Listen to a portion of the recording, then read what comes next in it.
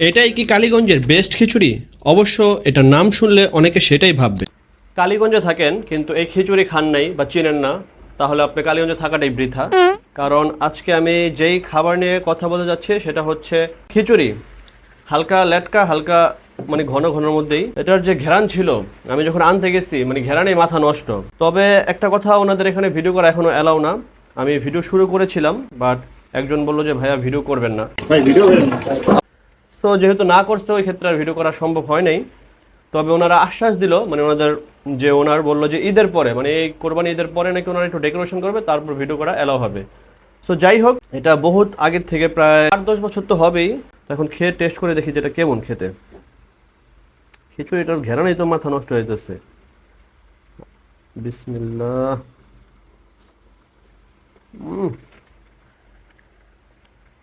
মনে হলো যে বাসা বাড়ির যে রান্না করে না গ্রামের বাড়িতে, একদম সেম ওই একটা ফিল পাচ্ছি খাওয়ার পরে।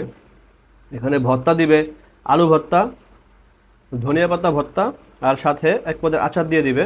আমের আচার, আলু ভর্তা নিয়ে আর ধনিয়া পাতা ভর্তা নিয়ে এই 3 পদের ভর্তা আর যদি খিচুড়ি নেন, তাহলে এই খিচুড়ির প্রাইস আসবে 30 টাকা। আর সাথে যদি আপনারা ডিম ভাজা অ্যাড করেন, তাহলে এই খিচুড়ির পুরো এক প্লেট হবে 50 টাকা, যেটা কিনা আপনারা ওখানে বসেও খেতে পারবেন, কিংবা চাইলে আমার মতো পার্সেল এনেও খেতে পারবেন। তো আমি একটু ডিম দিয়ে ট্রাই করি। বিসমিল্লাহ। একদম সত্যি কথা বলতে, আমার এক ছোটো ভাই আমাকে সাজেস্ট করলো যে ভাই আপনি তো অনেক জায়গায় খান, অনেক জায়গায় ভিডিও করেন, তো আজকে আমাদের কালীগঞ্জে এসে একটু এই নাসির হোটেলের খাবারটা খান আর ভিডিও করেন।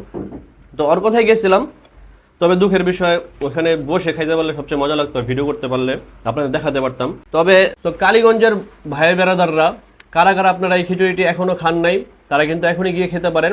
আপনার বন্ধু বান্ধবদের মেনশন করতে পারেন এই খিচুড়ি খাওয়ার জন্য। আর এই খিচুড়িটা খাওয়ার পরে কমেন্টে জানাবেন কেমন লেগেছে। আর আপনারা যদি এরকম আরও ভিডিও দেখতে চান, তাহলে অবশ্যই আমার পেজটি ফলো করে রাখতে পারেন। আর যেহেতু আমি ফুড রিভিউ দিব, তো ওই ক্ষেত্রে আমি কিন্তু একটা ছোট্ট স্টুডিও তৈরি করছি আপনাদের দোয়ায়। সো যদি ভালো লাগে ভিডিওগুলো, অবশ্যই ফলো দিবেন, তাহলে আমি উৎসাহিত হব আরও ভিডিও করতে। দ্যাটস ইট, আজকের মতো ভিডিওটি এখানেই শেষ করি। দেখা হবে নেক্সট কোনো ভিডিওতে। টাটা বাই, আল্লাহ হাফেজ।